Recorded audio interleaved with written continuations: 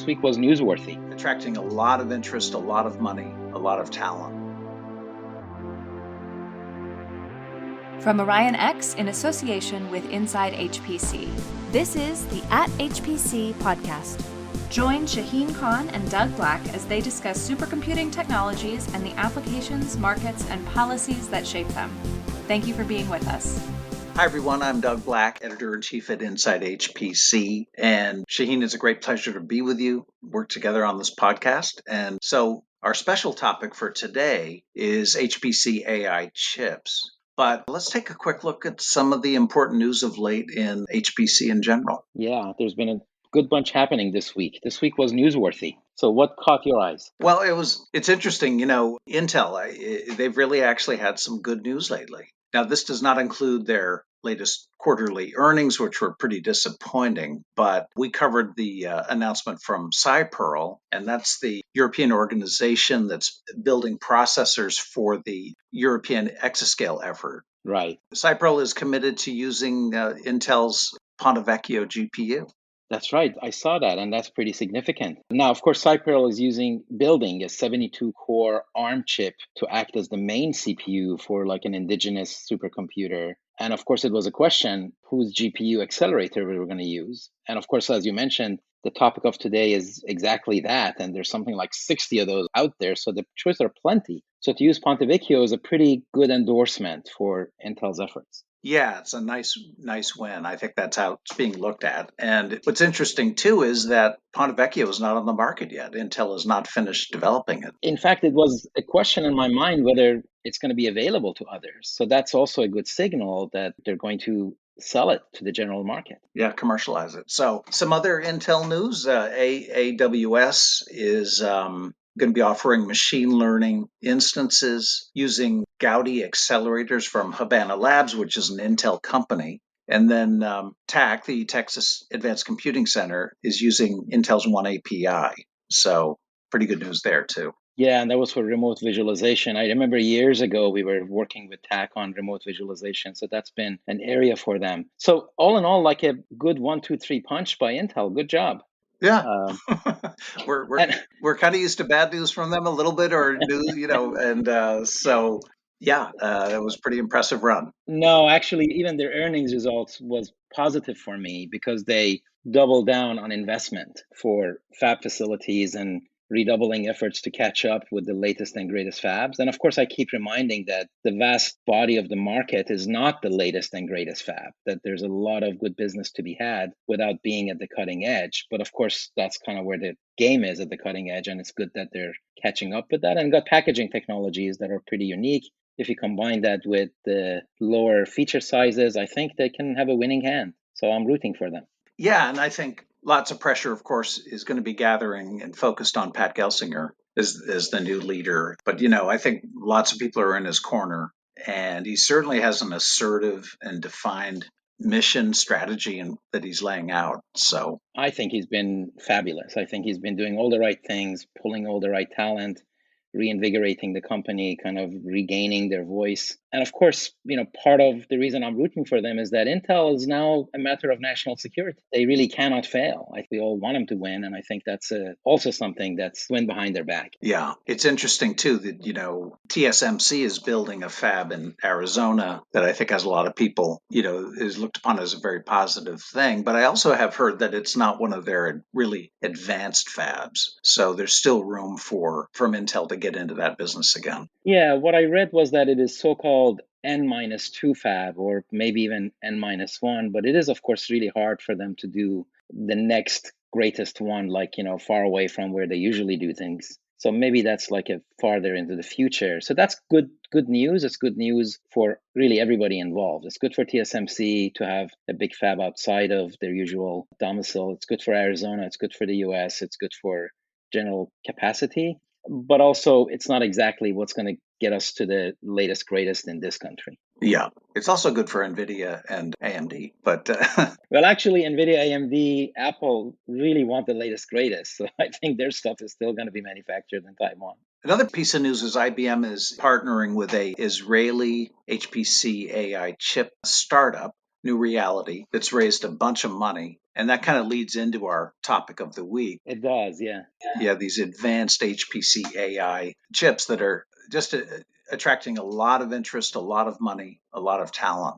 Right. So, Daniel and I did a survey a few years ago now. At the time, we called it our Epic AI survey. And at that time, we could count publicly something like 27 different efforts to do AI accelerator chips, not even counting FPGAs and there are like 3 or 4 of those. And that was then. At this point, basically the understanding in the market is that there are upwards of 60 different chip efforts around the world. So it's a highly crowded market and they're all raising serious money. So really a reasonable question is what's going on?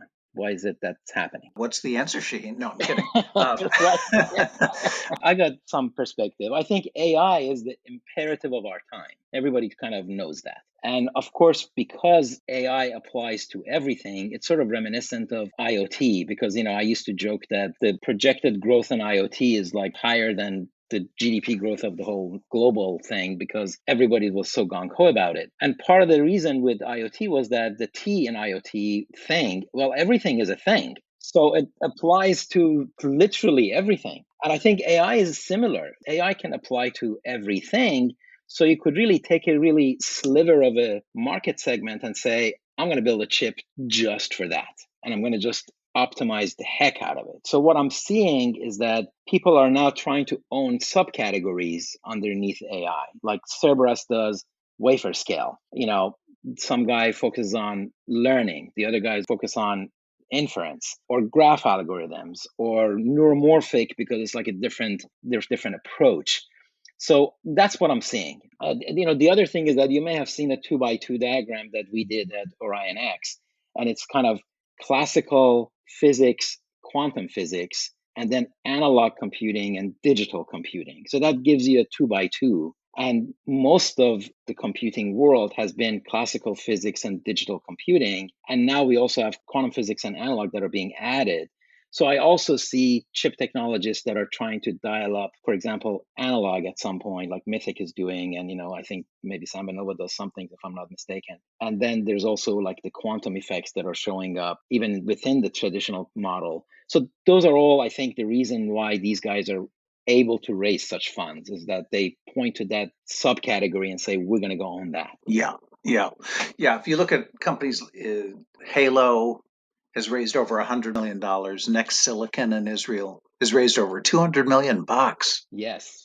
They have a valuation of $1.5 billion. There's a Toronto startup in this category called Tenstorrent. And earlier this year, we ran the news that they had hired Jim Keller, one of the rock stars.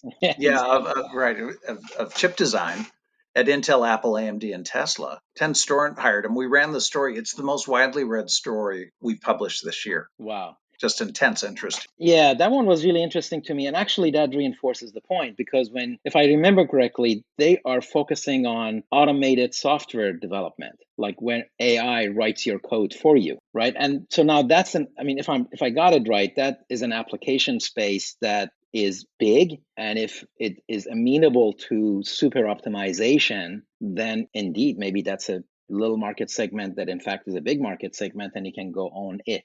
Yeah. Well, wouldn't it be nice if AI could do that for you,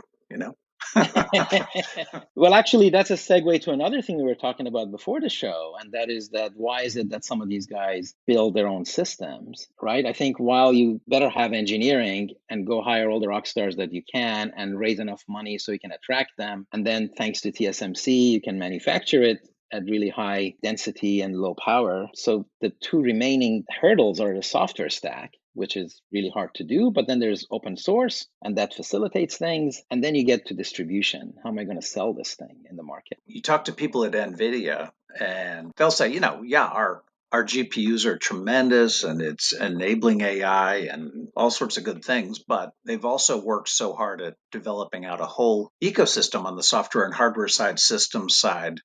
And they'll tell you that's just as important and just as hard, if not harder, than the processors themselves. Yeah, absolutely. Of course, they continue to be the king of the hill and they have such a big head start.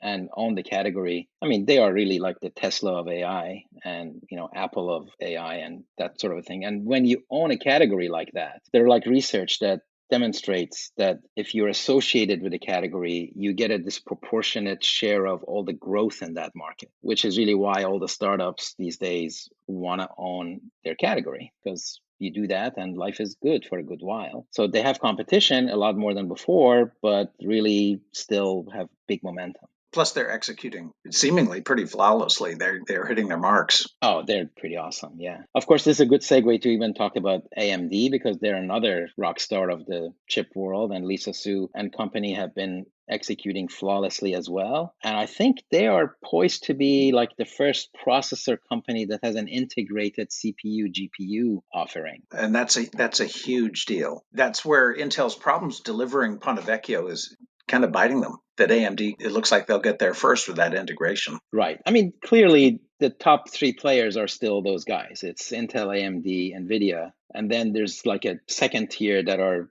making it on the short list.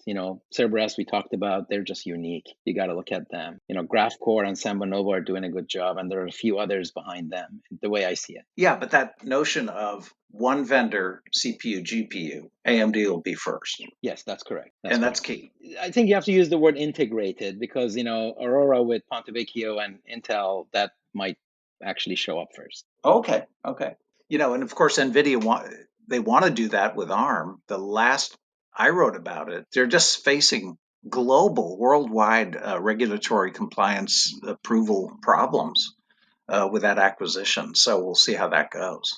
I think so, which is actually surprising, because I thought that was a done deal when it was announced, and in the event it's dragging along. So we'll see how that pans out. Yeah, not a new insight, but the whole technology sovereignty thing is becoming such a critical issue. So, that deal has to be approved by the UK, the US, China, Europe.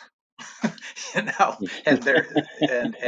they all so it's so strategically important. Yeah, they should have made it a topic at the G20.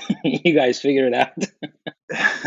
Okay, well, I think that's a good time to wrap up. So we'll be publishing our calendar on Inside HPC of upcoming topics. We want to invite you to suggest topics to us, but we'll have those out there and take a look, and we'll look forward to being with you next time. That's it for this episode of the @HPC podcast. Every episode is featured on InsideHPC.com and posted on OrionX.net. Use the comment section or tweet us with any questions or to propose topics of discussion. If you like the show, rate and review it on Apple Podcasts or wherever you listen. The @HPC podcast is a production of OrionX in association with Inside HPC. Thank you for listening.